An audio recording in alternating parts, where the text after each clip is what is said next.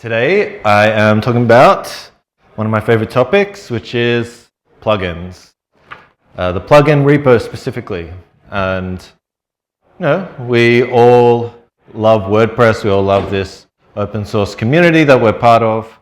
And I can see around the room a lot of familiar faces, and so we all know that in this room, we all know that WordPress is way more than just a CMS.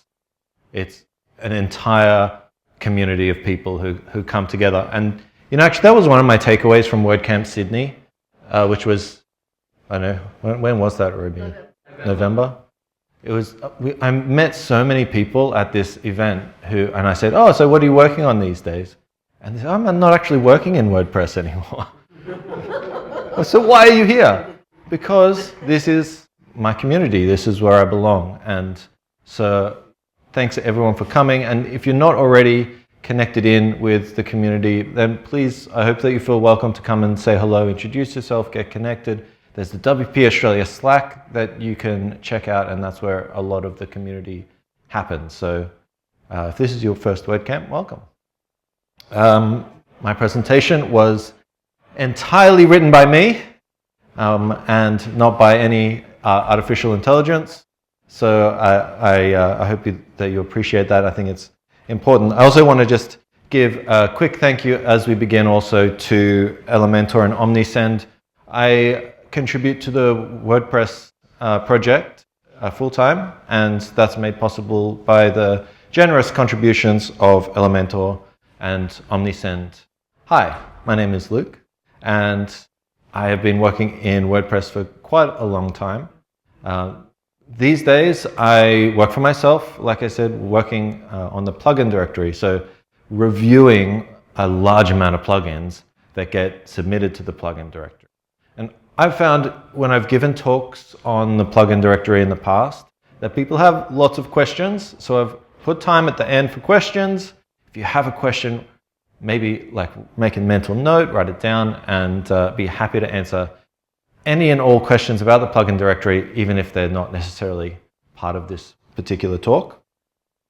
So I am a self-deputized open source emissary and vigilante plenipotentiary for WordPress Proletariat Affairs, which is the intro I enjoy getting people to wrap their tongues around at the beginning of everything. It doesn't really mean anything except for the fact that what I am most passionate about in WordPress is getting plugin developers up and running, and really with these sustainable models, being able to start a business inside of an open source community is really, for me, that's kind of the dream.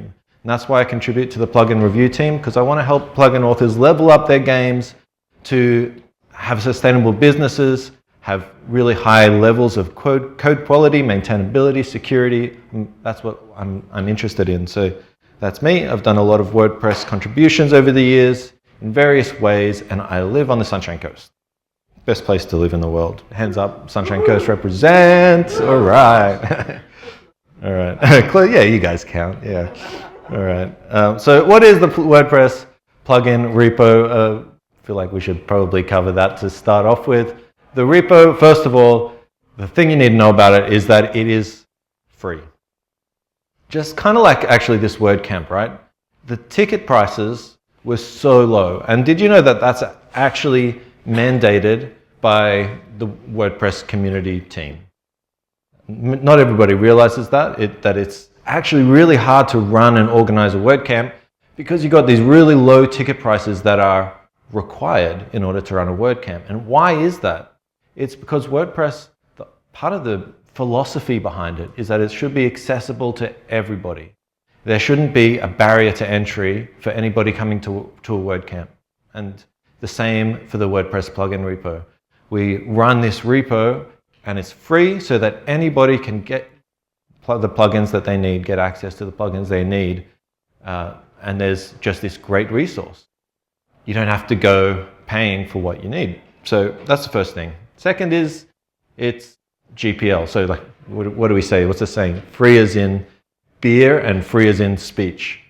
GPL means that you can take any of the plugins that you can download from the WordPress directory and you can actually change the code. You know that you have the license to run it. You don't have to get anybody's permission.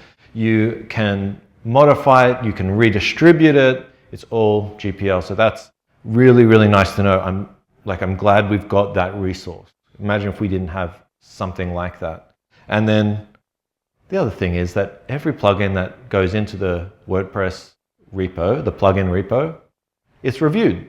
It's reviewed by a team of volunteers. And that means that there is a level of quality that you can expect from a plugin that you install from WordPress.org.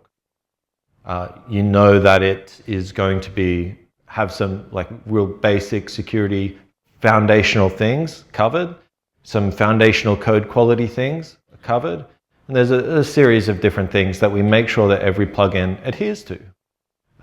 Things like terms of service, privacy, big on privacy things, right? So that plugins don't go and speak to a third party without you knowing about it. That's a big one for us.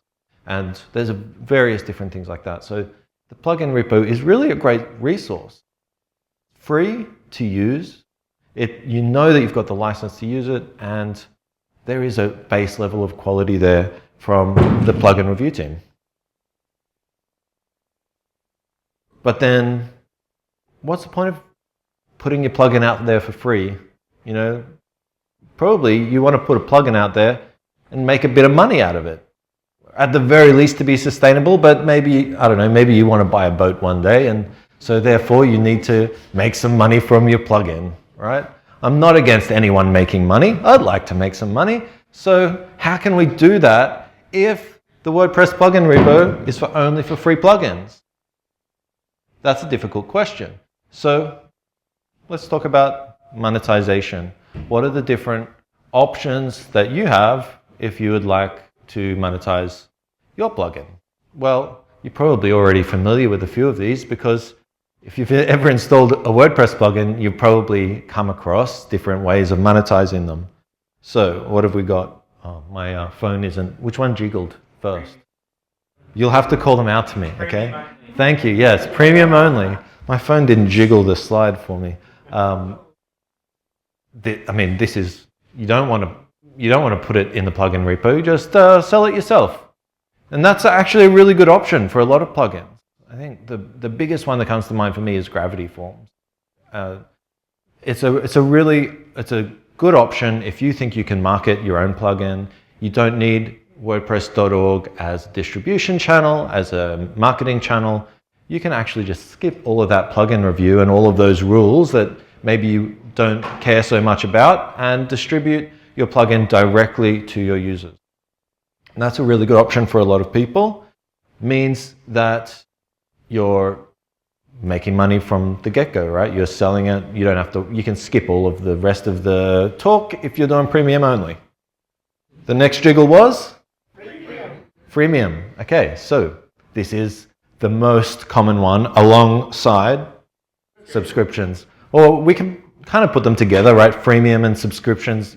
There are, and we'll talk about this later actually, is that there are a whole bunch of plugins that will do freemium pay once. Do you remember back in the day, that's how all software was sold? You only have to pay once, but now everything's a subscription. And so we have a very, very common use case of plugins in the repo who will distribute a free plugin through WordPress.org and then have a premium as well, and that's a freemium model. And then they'll advertise the premium model within the free version, and it'll either be a subscription or maybe it's just pay once and you get it forever, which also exists. All right, you ready for the next jiggle?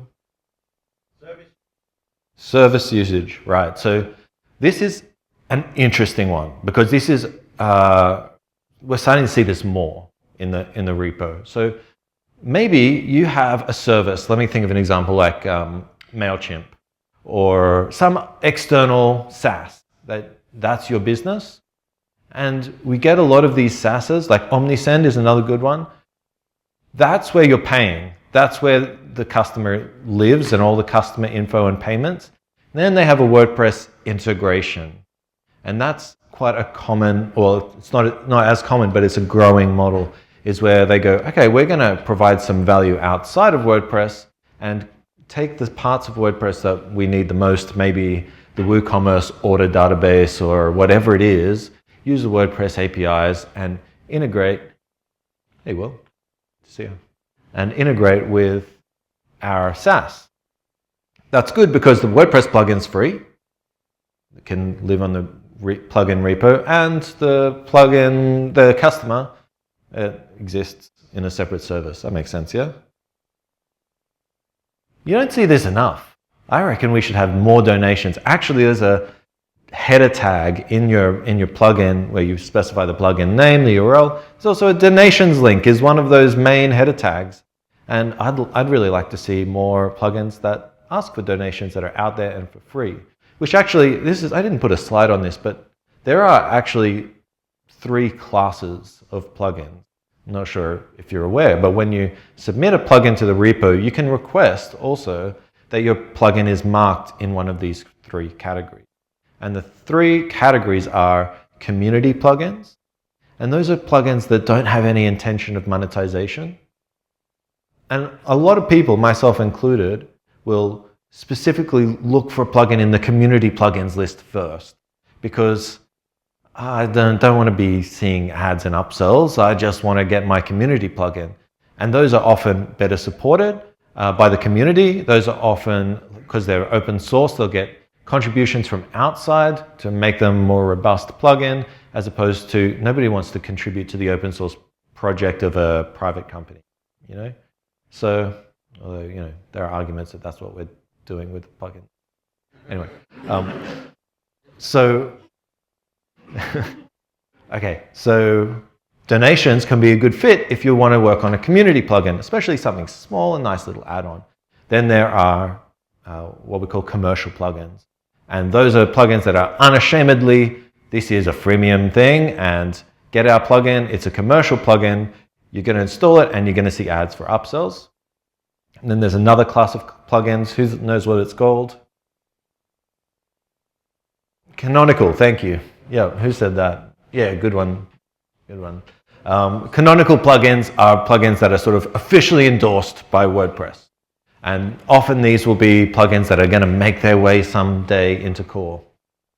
We just recently, the plugin review team just set aside recently a slug that normally you wouldn't be able to have anyway, but there's going to be coming soon, a little sneak peek for you at WordCamp Brisbane, a plugin that's just called AI, or might be called WordPress AI or something like that, but the slug is going to be wordpress.org/plugin/AI, and that's going to be a canonical plugin where any work that's being done on WordPress in the direction of maybe like adding RCP or adding AI-based features that might one day make it into core, that's going to go in a canonical plugin.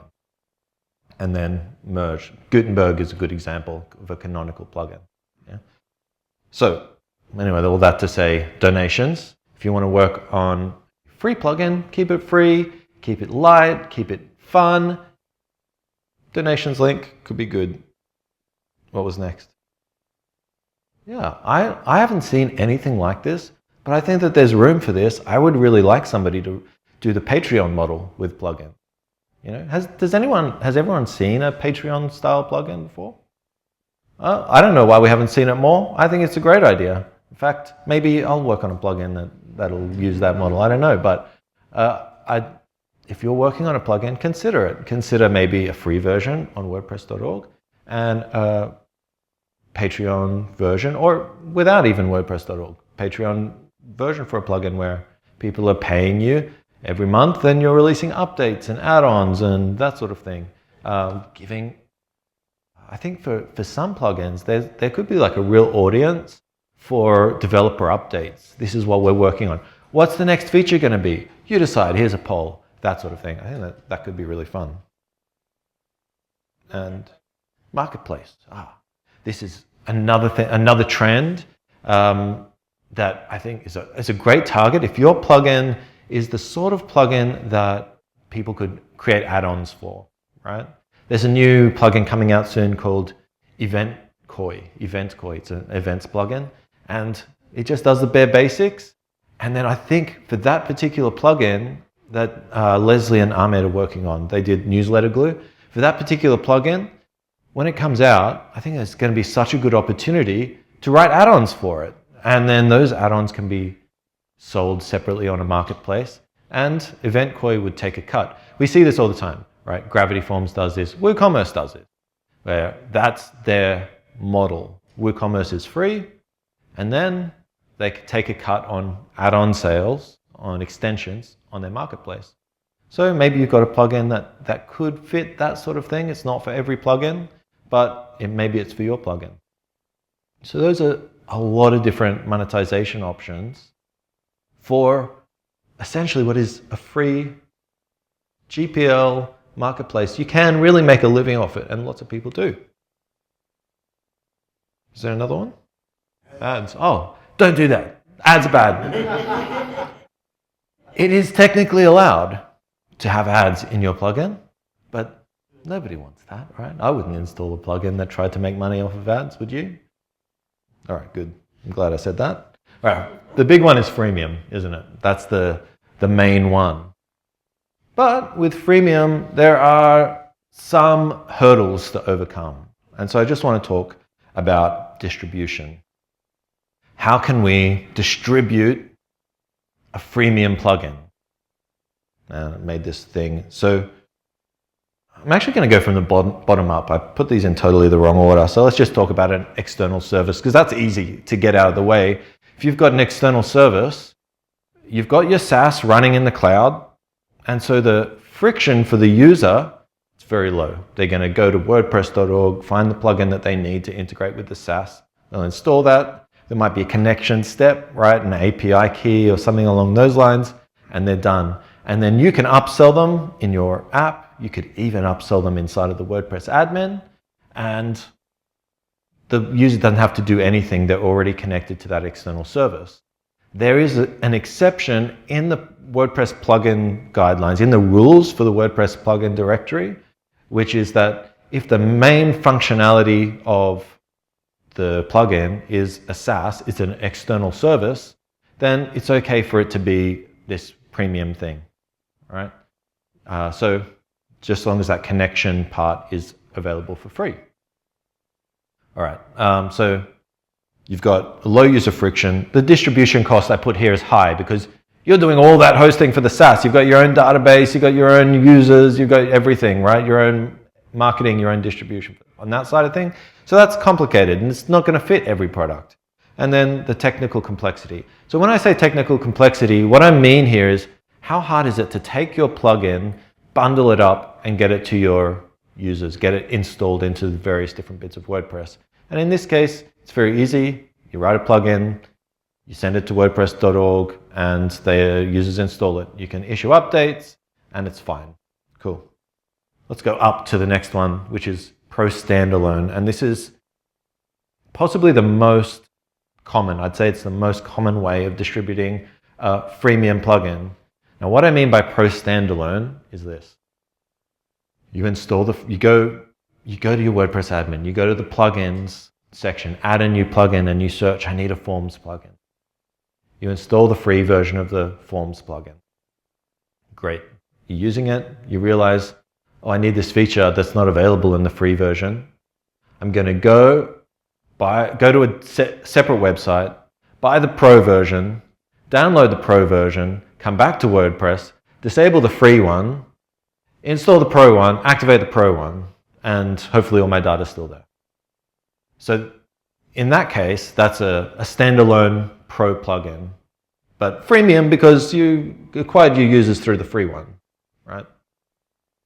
So I'm saying there's a medium user friction involved. You could say it's a high user friction, but it's still kind of like a low distribution cost because you're not really distributing your free plugin, you are distributing your pro plugin, and so you've got like updates to serve, and you've got to, manage this checkout and send people the files. So there's some distribution cost, but not much.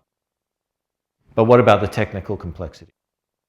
So a pro plugin it probably has 90% of the same code base as the free plugin. And we don't want code distribution. That's bad. As duplication. Code duplication is bad. We want to avoid that. So how do you do it? It's kind of hard. Maybe you maintain 2 separate code bases and then do some sort of like merge pull request situation between your free and your pro. That's difficult. Maybe you have some sort of file system set up where maybe there's a particular folder that has all your pro features in your plugin, and then you remove that folder before you submit it to the WordPress repo for the free version and you include it in the pro version. Maybe you've got like this whole complicated build process that looks at the code and rips parts out and uses comments. It gets hard, right, to maintain 2 separate versions of a pro and a free plugin. So that's difficult, okay? So that's, I put here, it's got a high technical complexity. Make sense? Which one of these is going to work best for you? You've got to decide. I know you're looking at that top row, we'll get there. You've got this pro extension model. And this is where you'll have your free version installed, and the pro version will sit alongside the free version. You've got to have them both active, right? And that pro version is just using the actions and the filters, these hooking into the free version and extending it with some pro features. But you've got to have both of those active, and still there's like this friction involved because I've got to install the free one, then I have to go buy the other one, install that, and then that's got to make sure that the free one's installed and active, and it's not going to work if the free one's not active. I've got 2 plugins now instead of just 1, and I hate having a huge big long list of plugins. I really just prefer to have 1 instead of 2. So it's a bit of a pain for the user. All right. But the distribution cost, okay, so that's about the same as a standalone. But the technical complexity is way easier because you have no code duplication between your 2 code bases. You've got your premium only is just all extending the existing hooks and filters, actions and filters in your free version. Okay, so we can have 2 separate repos, 2 separate packages. It's much easier to package that up and send it to your users. Wouldn't it be nice if there was a better way?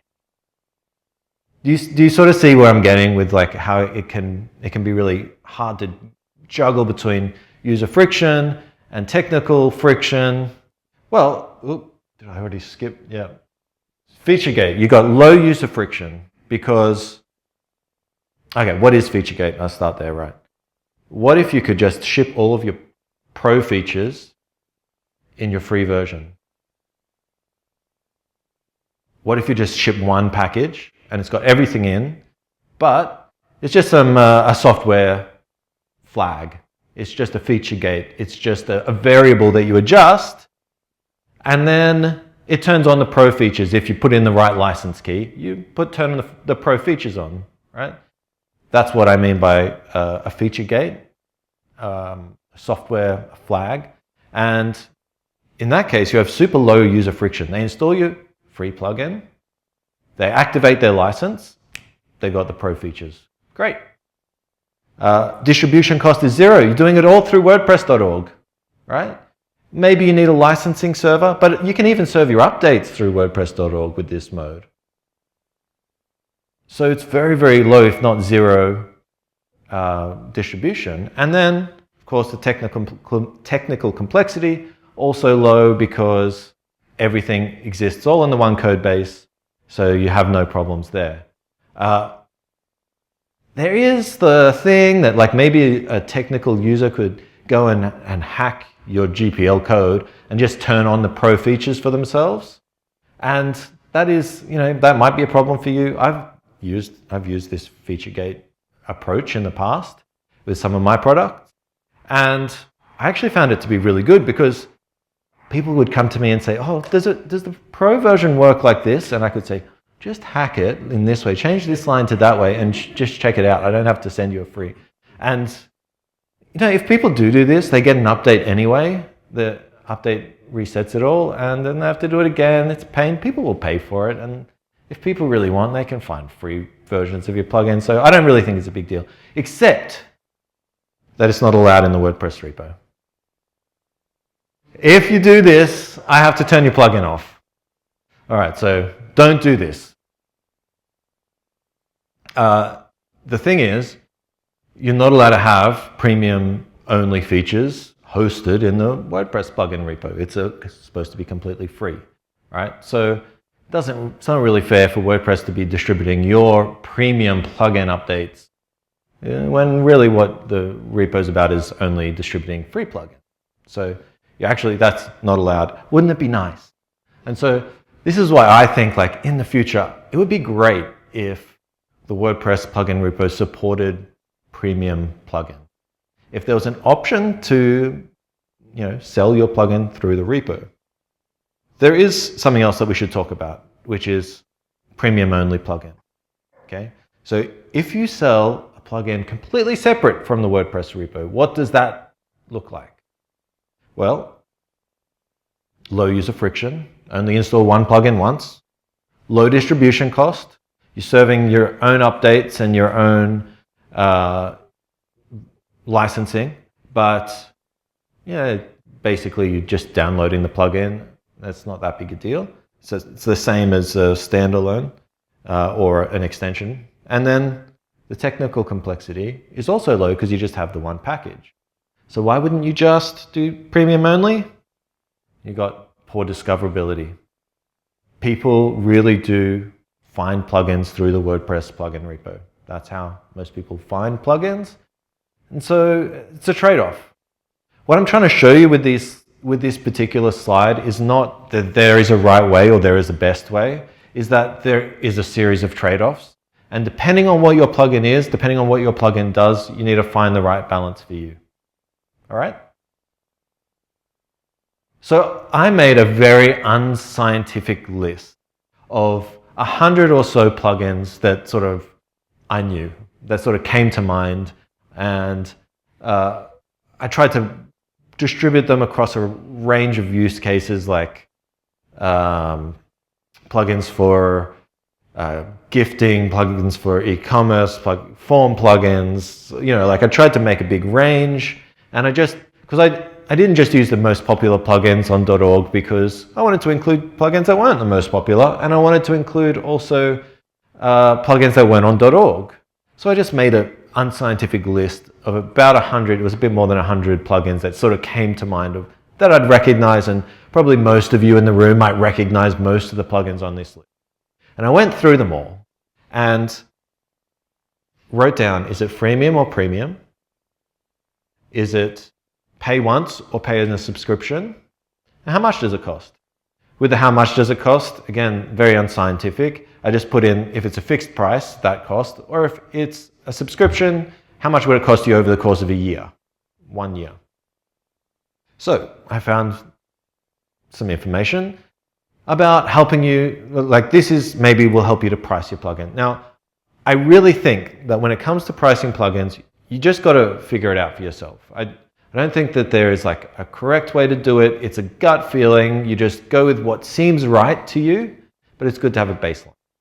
And so that's what I'm trying to do here, is to give you some sort of level of baseline. Some of the best plugins are really, really high targeting, like $1,000 a year targeting enterprise. Some of them are pay once, $20. It depends what your plugin is. I always think that it's better to start low and work up than start high and work down, because I guess I don't want to rip off my early adopters. But again, I'm not trying to give you pricing advice here, just set a baseline. So I found that 71% of plugins on my list were freemium, and the other 29 were premium only. So that's interesting. That shows us that a bit less than a third of plugins aren't on the .org repo. Not all plugins, just like relevant plugins, plugins I'd heard of, right? About a 70-30 split. So if that premium only option seemed interesting to you, know that you're actually in pretty good company. It's not that uncommon to be, in fact, it's quite common to be premium only.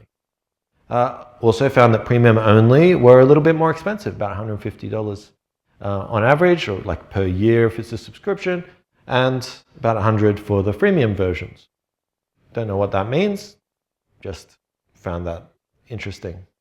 And then this was the breakdown between pay once and subscription. Not very many pay once plugins left, unfortunately. It really is a world of subscriptions now, and I think users are used to it. If you're setting up a website, you probably have a budget for your hosting, your domain, series of plugins, maybe like some marketing automation tools, like a whole bunch of different things. And that's all just going to belong in your budget for your website. And so I think subscriptions are probably the way to go, unless it's something small. And what's interesting about this slide is if you look at the price breakdown, because the subscriptions are significantly more, right? You're looking about $100 a year, roughly on average, for a subscription plugin. Whereas for a pay once, why is it so much less if it's a pay once? Well, I think the reason here is because small plugins that maybe just have one particular feature, they'll go, oh, we'll just do a pay once. It's not a high support burden plugin. We'll just do pay once and it won't be very expensive. So I think that that's an option for people. Thank you for listening. That's the end of my talk. We got, not sure how long for questions because my person just left. Yeah, you can, thank you. I record some podcasts. I do a podcast about WordPress, which is called Crossword. And if you do any sort of remote work, I do a podcast about working remotely, asynchronously, called Async. And if you're interested in home education by any chance, I homeschool and do a podcast called Pirate School, and then I blog on diggingforfire.blog. That's me. All right, questions now. Stephen.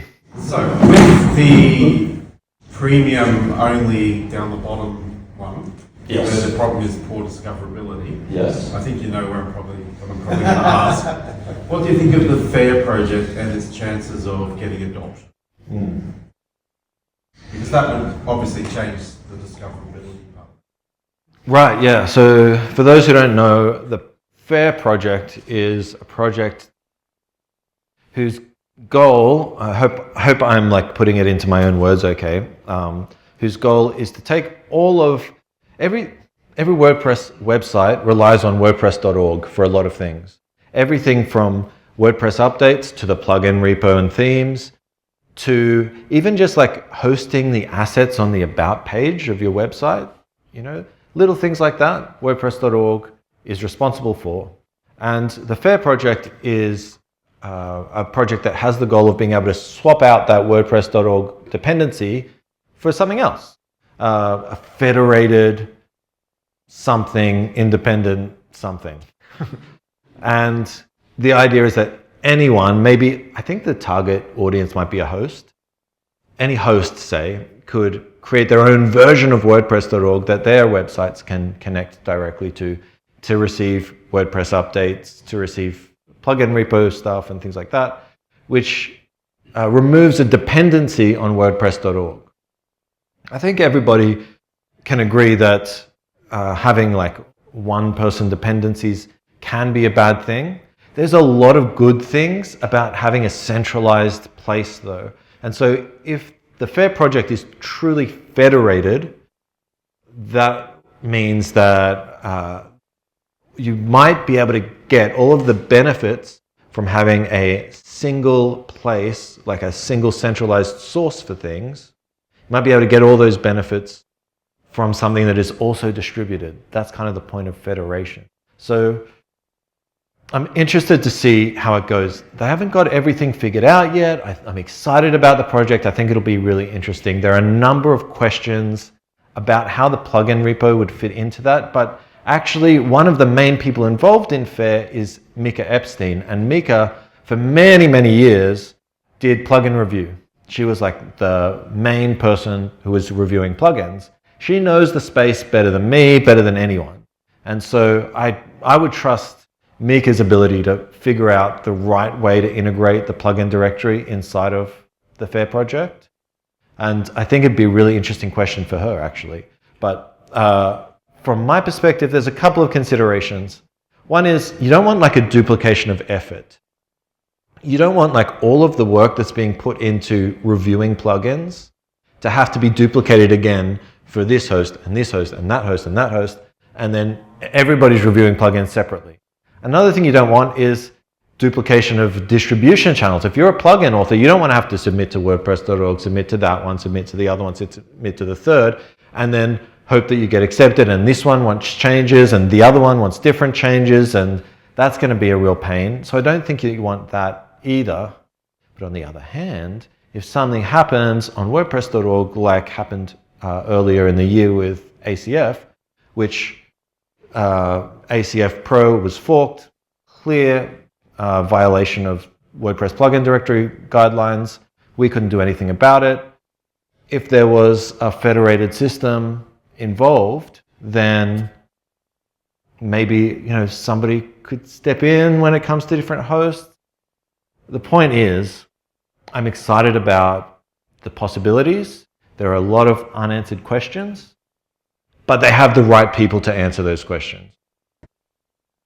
I think the key thing for me is it seems like if you are not on WordPress.org, you have a commercial landing product, you will then show up in the back-end search of WordPress for people plugin if you're using the fair plugin. And the big if is whether hosts are going to adopt it and push it to their users.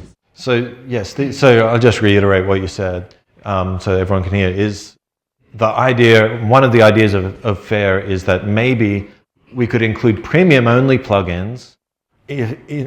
Premium-only plugins could opt in to be included in the FAIR project so that they can have that distribution channel to everyone who uses FAIR but doesn't, but they won't appear on WordPress.org, which is a nice idea. But the thing is, these days hosts, web hosts, or the big managed WordPress hosts, they all have their own pockets of plugins, right? Like WP Engine has a whole suite of plugins, and GoDaddy has its own suite of plugins, and I can bet you anything that WP Engine will want to promote those plugins first if it can, and maybe doesn't want to include GoDaddy's plugins. So, I mean, I wouldn't if I were them, you know what I mean? And I'm not picking on anyone. Everybody is going to have the same set of things. So I don't think there's going to be an easy answer there. What I would like to see, what I think is the best option, is allow premium plugins on the WordPress.org directory with a whole payment situation, right?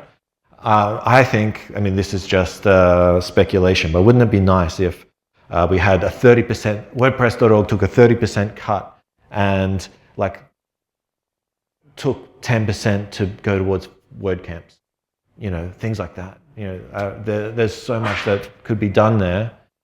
Took 10% to just go towards making the plugin directory better. There's a lot of hard work that goes into the plugin directory, but there's a very limited number of people who are actually able to do that hard work, especially now. So, yeah, I think if that were the case, and then FAIR were providing like backup copies of some, that's the other thing, is like reviews. How are you going to do reviews if my plugin is badly reviewed here, but well reviewed here? And what? Yeah. It's a whole difficult thing. I'm excited to see how it plays out. I don't know. Any other questions? Yeah, I will. On Crossword, you talked a little bit about the rise of AI plugins, so people just generating plugins through ChatGPT. Do you have any kind of percentage or stats about how much that is and how it's affecting the... Yeah, that's a good question. A lot of, so the amount of plugins submitted to the plugin review team has more than doubled since this time last year. And maybe that could give you a bit of an answer to the percentage. And this is all like gut feeling, and it's all unscientific, but I feel like the number of AI plugins I'm reviewing has been decreasing over the last 2 months. There was a huge spike and it's starting to drop off, but there's still quite a large number of plugins that were AI generated. There is no official ban or anything like that on AI generated plugins. If you want to generate vibe code, your own plugin, and submit it to the .org directory, you can. What I say is it's bad manners to submit a plugin and then expect that the plugin review team will put more time into fixing your plugin than you put into building it in the first place. I think that's a fair thing to say. And so I would encourage you to, my personal belief is that AI is a multiplier when it comes to development. And that multiplier isn't necessarily above 1. If you put in no effort at all, I think you're going to get a 0.5x effect on the quality, maintainability of your code and of your ability to code. If you put in a lot of effort into your plugin and you use AI to enhance that, you're going to get 3, 4, 5x on the quality, ability of your code, as well as your own skill as a developer. It's all scaling based on how much effort you put in. So I'd encourage you, if you're submitting a plugin to the WordPress.org repo, use AI. I'm not against AI, but also you need to put in your own effort. There's got to be your own effort involved there in order to make it secure, maintainable, long-term. Because the thing I really worry about is developers' abilities shifting down over time when AI could easily be gearing us all up as well. And also people just vibe coding something, submitting it to the directory and never updating it again because they didn't have any stake in it to begin with, right? So, yeah. Just to add to it, we see the same thing in Drupal. Same thing in Drupal. I'll go here, white shirt. How did that happen? Itself? Ask me later. Austin. Yeah, I was curious about, obviously, freemium being the biggest model for those paid plugins.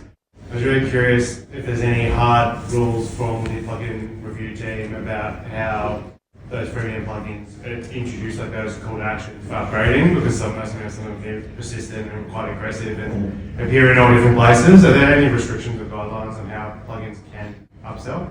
No. Okay. The only restriction is that your plugin does have to have some level of functionality. We have had a number of plugins submitted in the past that were literally go to our website and buy the pro version, and so you can't do that.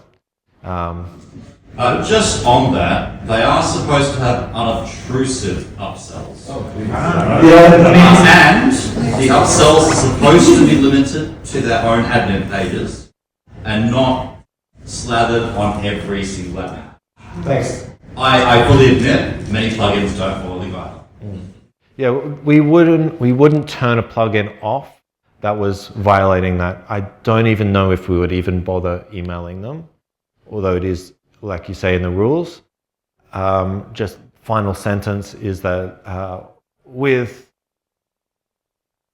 the plugin review team has had a lot of onboarding to do to begin the whole plugin thing, take over from Mika. And now with all the AI stuff, we've got the plugin review under control, the review queue under control, but now the AI stuff is starting to have that balloon again. What we want to do is we want to get to a place where we're really on top of things. And then our number one order of business is going to be dark patterns. And starting to look at some dark patterns that can sometimes happen in the WordPress plugin repo, and create some guidelines around those. We've not really added any new guidelines, so that is something that we're thinking about. Thank you so much for coming.